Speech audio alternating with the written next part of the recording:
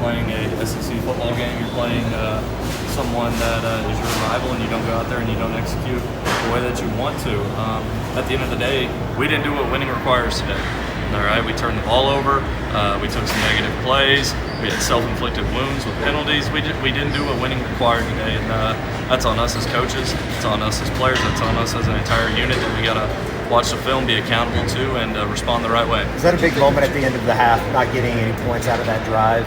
Yeah, it's a huge moment at the end of the half. I mean, talk about winning the middle eight, and we had an opportunity right there to at least probably get 3 points, and we didn't do that. So that was just a bad deal right there. How do you get the run game going?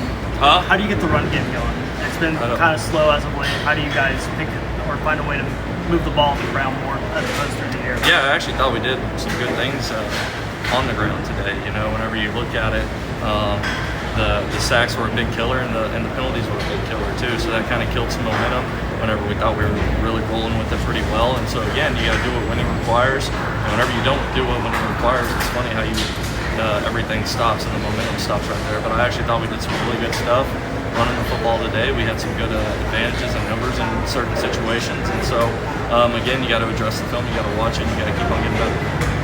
John was kind of self-critical of his own impairments for this game. Just curious what you saw out of him in practice. You know, really clear to play for Thursday. Yeah, you know, John was true to his process, true to his film watching, and you know, the practice that he did get to go do this week is really intentional. And so there's a lot of things on the film today that he did really well. There's some things on the film where, you know, I think he'll be mad about some ball placement and maybe where his eyes were and a few things. But you know, John's a competitor, John's a tough kid, John's a very self-aware kid, and I know he'll respond the right way. Did you get the sense that he was inhibited by the film at all during the game? Did it seem like he was good? No, I didn't get that sense. When you look just at the week in general, how it went about, how did you feel about going? Were you behind John the entire way, or were you having to wait till late in the week to find out who had it? Well, I mean, I was behind both John and Mike the entirety of the week because I trust both those guys. I have confidence in both of those guys. I said it all week. John Mateer knows his body better than anybody else, and nobody wanted to put him in a compromising position. And whenever he said that he was ready to play, and the doctor said that he was ready to play, everybody had full confidence in that. So there were no doubt or anything about any of that. You don't think it affected preparations or anything like that? No. He was true to his process. He was really, really good in practice, both physical reps and mental reps. Just today, he had some bad ball placement issues and had some poor eyes in some situations, some things that he wished he could probably have back. But no, I don't think it affected him being ready for the game at all. You lost another offensive tackle. Yeah. How difficult was that? Turnover coming out of your offensive line? Yeah, I mean, it's not easy, but at the end of the day, nobody's going to feel sorry for you about it. Next man up, and I thought Luke Bucklinko came in there and competed his butt off. I was really proud of him. So, you know, just got to continue to keep on getting those guys healthy in a way that is conducive to them, but also conducive to the offense as a whole. And so it's never easy whenever a big man goes down. They don't just make a lot of big guys who are athletic and can move. Yeah, no, we just got to.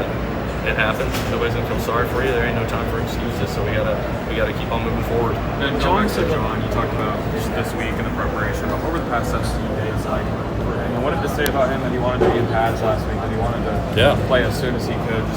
I think Brent Venables called it gutsy. Just what does it say about him the last 17 days and how he handled it? It speaks to the kid that he is, the leader that he is, and the competitor that he is. You know, he wanted to be there with his team. He wanted to let his team know that he has their back because they've always had his back. So, you know, he's a great young man. He's a great teammate. And he's a great leader. Can you describe what kind of broke down at the end of the half, how that drive went down? You guys take over with 4.5 minutes left and don't get anything out of it. It looked like a 4-minute possession instead of a 2-minute possession. Yeah, I mean, it was. I thought we did a really good job of kind of bleeding the clock down, able to move the ball in different ways, throwing and running. And we were just right there in the situation where there's 10 seconds on the clock. We didn't have any timeouts left. And so 10 seconds, hey, let's take a shot to the end zone. If it's not there, okay, try not to force it, throw it away. And that was just one of those moments right there that we didn't execute the way that we needed to. Because in that exact situation, you would love to come out with a field goal, go up 9-3 at half. John talked about a lot about his eyes. You talked about his eyes. Was Texas doing anything that maybe surprised you guys as far as the defensive coverages go? I mean, I wouldn't say anything that just surprised us. Nothing that they necessarily haven't shown on film. They may have done some things at a higher frequency than they have in other games, but nothing that you couldn't see, especially after the first 2 drives. And so, I think there's a lot of things that can affect your eyes. It's not necessarily the back end. There's some things that can be going on right in front of you. Maybe you feel a little bit of pressure and you think you got to get the ball out a little bit quicker than you do, or you got to flush and run. But no, I mean, it wasn't anything too bizarre. I know everybody knows how tough the schedule is down the stretch, and you've been with John for a while now. What have you seen out of him, just getting to know him as a player that's going to help him grow out of this experience? He's accountable to himself. He's really aware of himself. He's his harshest critic, and he loves his teammates. And so, John welcomes challenges. He welcomes adversity, and he attacks it head on, and he brings other people with him. And so really excited for John on this back half of the season. With him being his harshest critic, like you mentioned, what was your message to him? Obviously the schedule doesn't get any easier, but what was your post-game message to him in the offense about moving forward with this one? Yeah, I said, hey guys, nobody's going to feel sorry for Oklahoma. Nobody. We got to get in tomorrow, watch the film, address what needs to be addressed, put it to bed, and then we got to get going to work because South Carolina ain't gonna feel sorry for us. Nobody else is. So you got to be open and honest with yourself whenever you're watching it, and move forward accordingly. Ben, you talked about John's ball placement a couple times and his eyes being in bad place. Was there ever a thought to go to Michael at any point during the game, or even in the fourth quarter? The discussion never came up. No, I mean John felt good, and he was still doing some really good things out there on the field, and so no. Ben, how are you looking to get that tight end room more involved than it was today? I mean, there's different things that you can do. But at the end of the day, you got to do what the game requires. I don't think a tight end came off the field all day, and so we were in a lot of 11 and 12 personnel sets all day, so they were a big part of what we had going on today.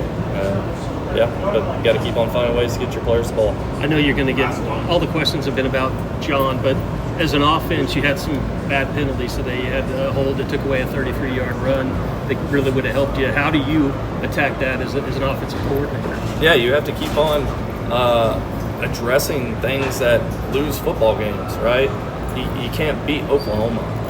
At the end of the day, you can't beat Oklahoma, and that's hand placement, body position. You can't give the ball to the other team, and so you have to continue to show those kids, hey, whenever we do something bad, right, this is why we did it, and then go back. You have to revert back to your basic training, okay? It always comes down to the basics, and penalties and turnovers, more times than not, it's just lack of doing the basics right. So you got to keep on stressing the basics and affirming whenever they do it really well. Okay, thank you.